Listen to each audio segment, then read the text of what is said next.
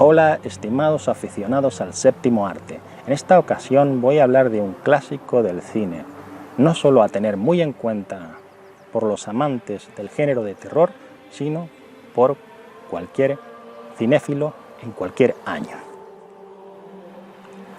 El Exorcista de 1973. The Exorcist. The Exorcist. Una película de William Friedkin. Un señor que había obtenido un premio Oscar a la mejor dirección por su largometraje The French Connection. The French Connection, de 1971. Esa cinta ganó 5 premios de la Academia de Hollywood, entre ellos Mejor Director y Mejor Película. Contra el Imperio de la Droga se tituló en España.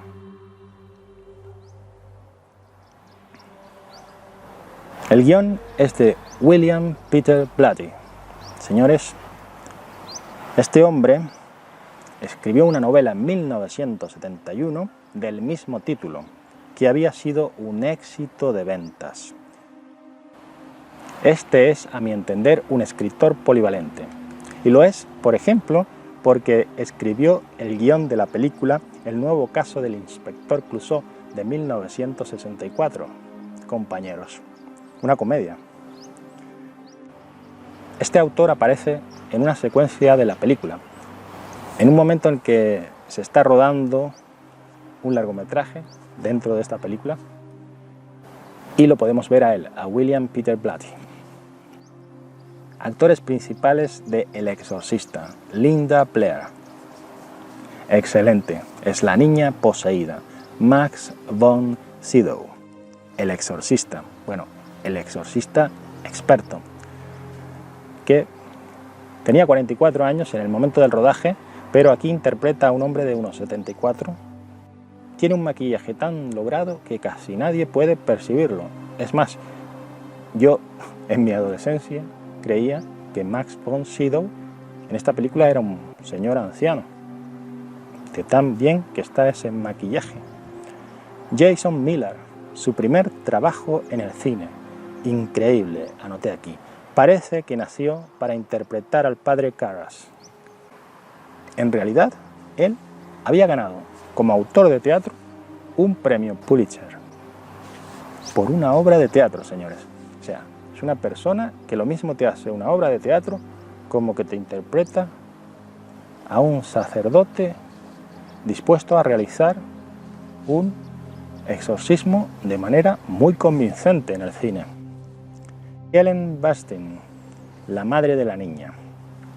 El director de fotografía es Owen Roizman. Y si hay algo que contiene un mérito asombroso en esta película es la fotografía. Esa fotografía de escenarios otoñales, un tanto deprimentes, hay que decirlo. El otoño, compañeros, cuando se caen las hojas de los árboles, cambian de un verde a un canelo claro y oscuro, depende de la hoja. Y esos momentos en los que vemos al padre Karras andar en un parque, en una secuencia melancólica, triste, otoñal, de un hombre que duda de su fe. Esto lo explicaré a continuación. El trabajo en la fotografía en esta película es de los mejores que he visto. Los encuadres, los planos generales de ese otoño de la ciudad son tristes y desesperanzadores, como la historia misma y sus personajes. El maquillaje es de Dick Smith, maravilloso. Para la banda sonora se usaron composiciones musicales de Mike Oldfield de su disco Tubular Bells. Para la banda sonora se utilizaron composiciones musicales de Mike Oldfield, entre otras, de distintos autores. La de Mike Oldfield está recogida en un disco muy popular suyo de ese mismo año que se titula Tubular Bells. La película El Exorcista obtuvo 2 premios de la Academia de Hollywood, uno por mejor sonido y otro por el mejor guión adaptado, pues se trata de la adaptación de una novela. Pero donde triunfó de manera plena fue en los premios Globos de Oro, donde obtuvo 4, mejor película, un drama, ahí distinguen entre drama y comedia, mejor guión, mejor director y mejor actriz de reparto, Linda Blair. En la primera media hora de metraje, aproximadamente, hay una presentación de personajes. En esta parte sabemos cuál es el carácter de cada uno de ellos. Si tienen genio, como la madre, o sea, si pueden enfadarse en una situación conflictiva, si están deprimidos, como le ocurre al sacerdote, o si son alegres y vivarachos, como la niña. Esta presentación de personajes disgusta, o he podido ver que disgusta a los muchachos de hoy en día que todo lo quieren rápido, sin pararse a entender que un personaje necesita ser mostrado en pantalla en distintas situaciones para que tú comprendas cómo es y para que, si tienes cierta madurez, lo entiendas emocionalmente y sientas empatía por él, o no, o lo rechaces.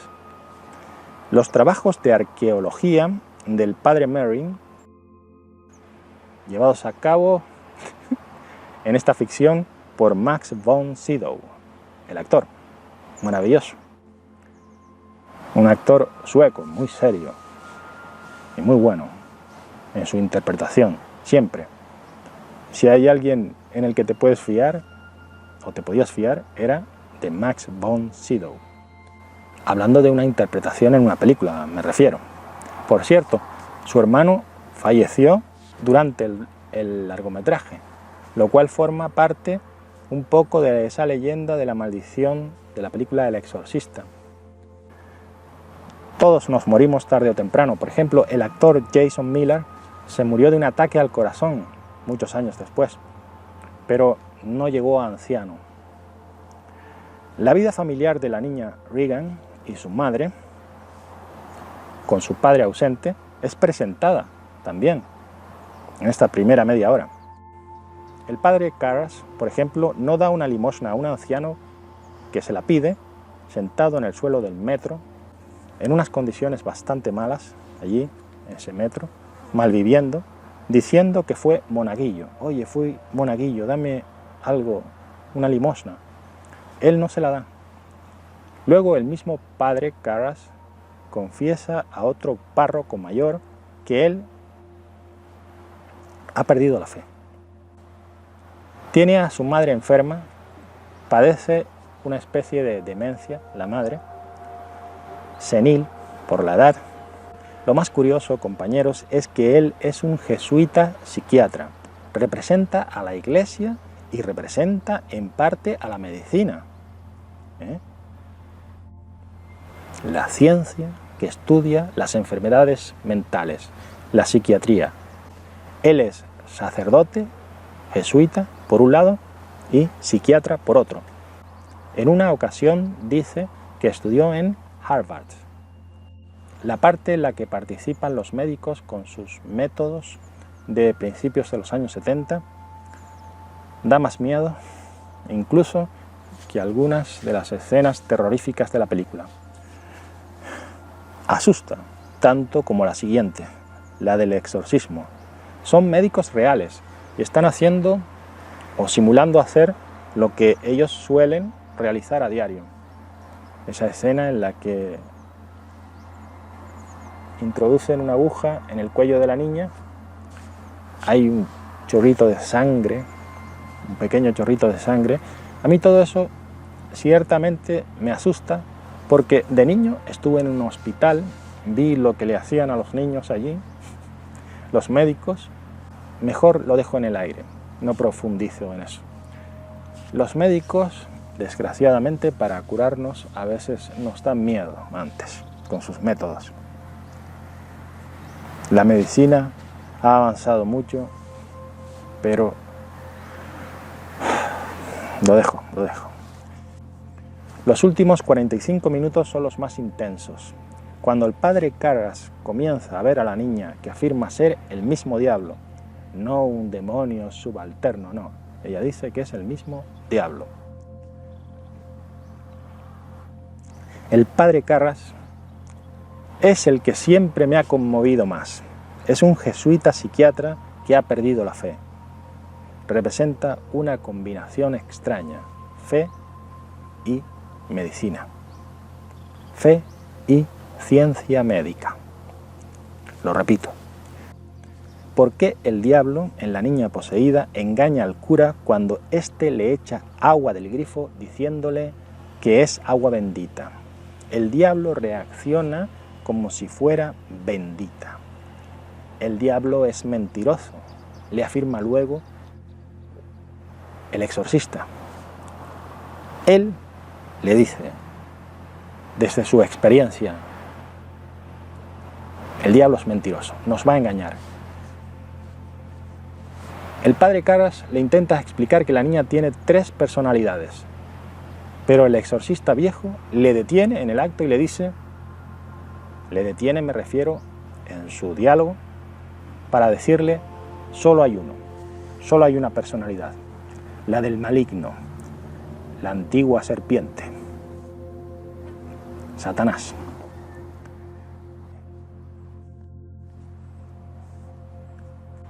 Anoche vi la versión del año 2000 con la escena añadida de la niña bajando las escaleras con el torso hacia arriba, como si fuera una araña, pero con 4 patas, bajando la escalera. Está muy bien conseguida. Hay quien dice que no aporta nada a la trama. Señores, asombra al público y consigue que muchos hablen de esta película refiriéndose a esa escena, por ejemplo, o a otra en la que la niña gira la cabeza por completo y la coloca de manera en que podría verse ella misma las nalgas, como en aquella parte de la Divina Comedia en la que los adivinos son castigados con tener la cabeza del revés, llorando sus lágrimas sobre sus nalgas. Yo creo que esa escena añadida no sobra. Quizás, como dice el director, está demasiado al principio de la película, aunque ya la cinta lleva más de media hora. Pero él dice que quizás aparece demasiado al principio. Es impactante. La conversación que tiene el inspector de policía, interpretado por el veterano actor Lee J. Cobb, que, recordemos, hacía un excelente papel en 12 hombres sin piedad. Tiene cara de malo este hombre. Él tiene una conversación con la madre de la niña maravillosamente rodada, algo que pasa inadvertido para la mayoría de espectadores modernos, que no valoran un diálogo inteligente, un representante de la ley buscando la verdad y una madre queriendo defender lo que ha hecho su hija bajo la influencia de un ser que representa el mal. Como se dice ficticiamente que lo hacen todas estas moscas que me están molestando hoy, en este calor de noviembre casi.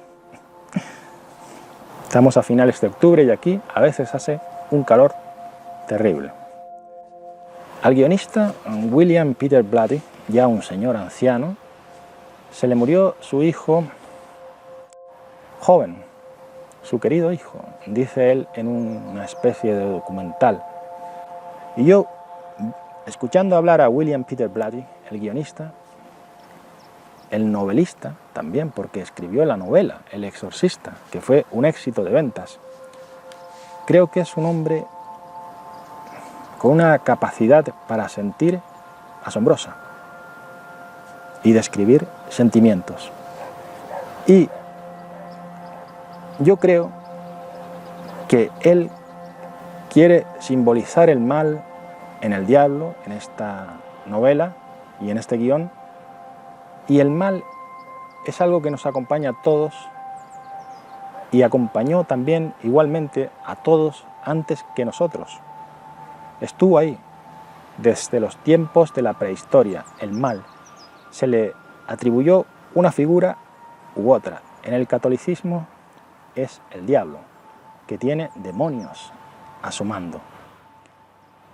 Y aquí, aunque tú no creas en nada de lo que está ocurriendo, y está muy bien escenificado, la puesta en escena es maravillosa, hay un trabajo increíble, incluso de carpintería.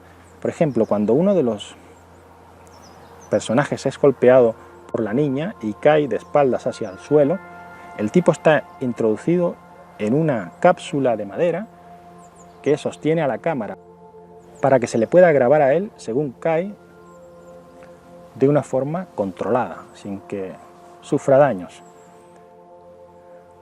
La puesta en escena es increíble. La muñeca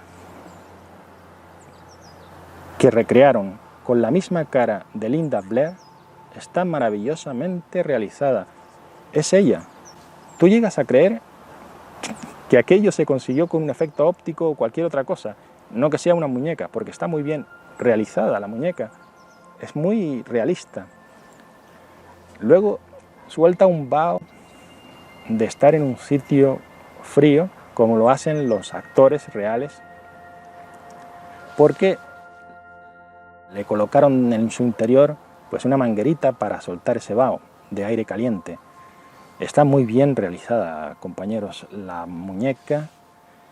Los efectos especiales son prácticos, todavía hoy asombran cuando la niña flota en el aire, todo su cuerpo. Tú no ves cables allí por ningún lado que la puedan sostener. Está muy bien logrado. Todavía asombran esos efectos prácticos. Hay documentales que presentan cómo fue la presentación en pantalla grande de esta película. Desmayos, mujeres que no podían aguantar la película, tenían que abandonar la sala, personas agobiadas, madres pasando una crisis, un shock enorme por haber visto esa película. Incluso gente que se supone que son valientes y hombretones de 30 años o más, salían acojonados de la película. Porque es tal el realismo presentado aquí, y al ser la primera vez fue impactante, porque ustedes, muchachos de hoy en día, están acostumbrados a ver toda clase de trucos realizados en la historia del cine, y los modernos, realizados por infografía, con programas informáticos, ustedes han visto de todo. Entonces, quizás no sienten ese asombro que sí pudieron sentir pues los que ahora serían sus abuelos, gente joven de los años 70, o padres. Los años engañan mucho. Pero esa gente tuvo una experiencia única con esa película. Las colas eran enormes, 4 horas esperando para ver El Exorcista. Desmayos, histeria, aquello fue tremendo. Antes de despedirme, me gustaría volver a afirmar varias cosas. Asombro absoluto por la dirección de William Friedkin. Absoluto. Aquí el hombre se entregó de pleno en esta dirección. El guión tiene un contenido literario asombroso. Yo he leído novelas clásicas, compañeros. Rojo y Negro de Stendhal sigue siendo una de mis favoritas. Gorky, el ruso, el hombre que aprendió de la Universidad de la Vida. Maxim Gorky, los cuentos de Chekhov.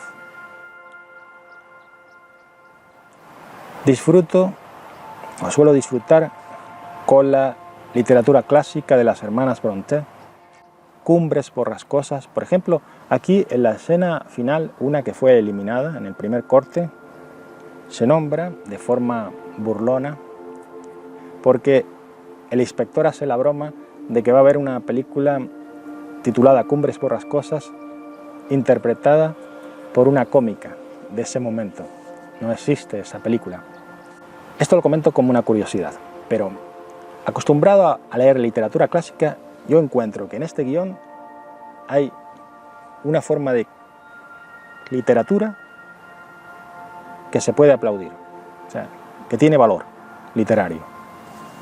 William Peter Blatty, o William Peter Blatty, como dicen los estadounidenses, pronunciando la T como si fuera una D floja. Blatty. La protagonista Linda Blair, asombroso, cómo esa niña estaba en ese momento de la adolescencia en la que te gusta jugar y de repente se introduce de lleno en su personaje, de una niña poseída. Largas horas de maquillaje, extensos momentos de experimentación que se realizaron con su personaje, de la niña del exorcista.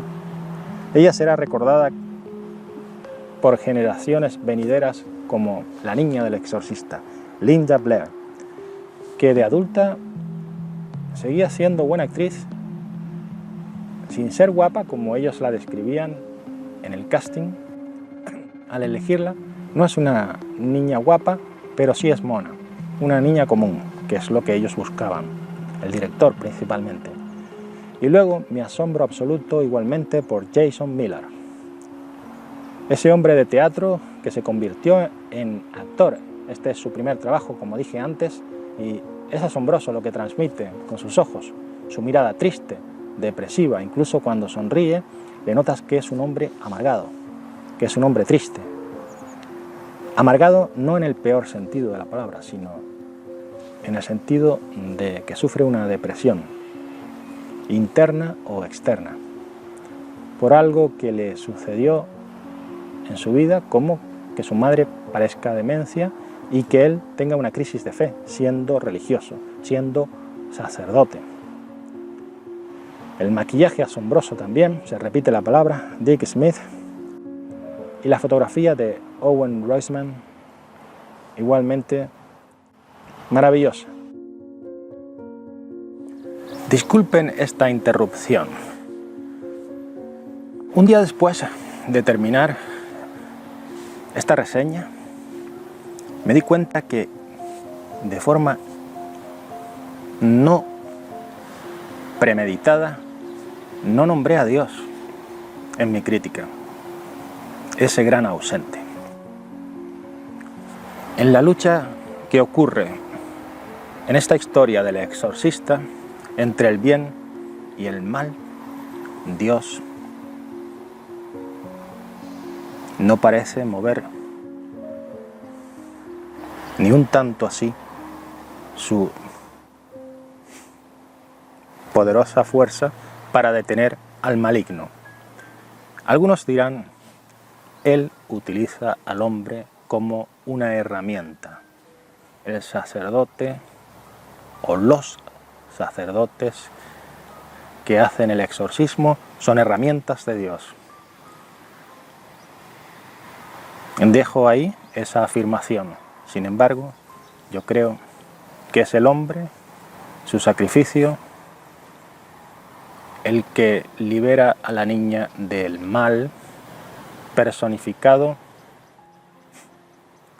en la forma de un Dios no querido, un Dios negro.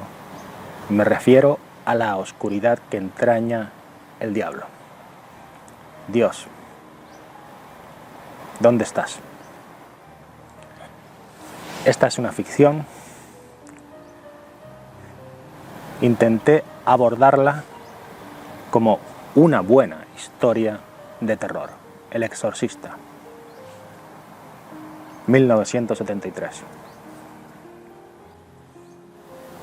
El hombre desamparado, perdido en este valle de lágrimas.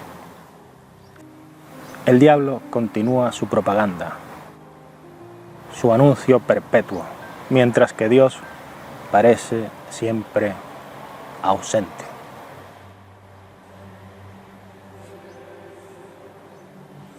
Hasta el programa que viene, si es que hay un programa que viene, que tengan ustedes un día agradable.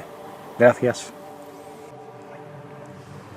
Compañeros, hoy tuve varios problemas grabando este vídeo. El viento me voló una funda de este aparato, tuve que ir ahí abajo a buscarla. Tuve que hacer muchos cortes porque pasan motos, camiones. A veces toso, a veces me trabo con algunas palabras. Es una película complicada, pero donde triunfó de maneras más plena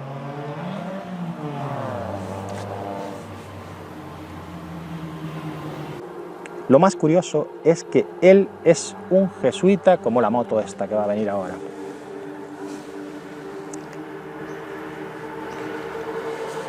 Camión o lo que sea, macho. En la primera media hora hay una presentación de tu padre. Vale.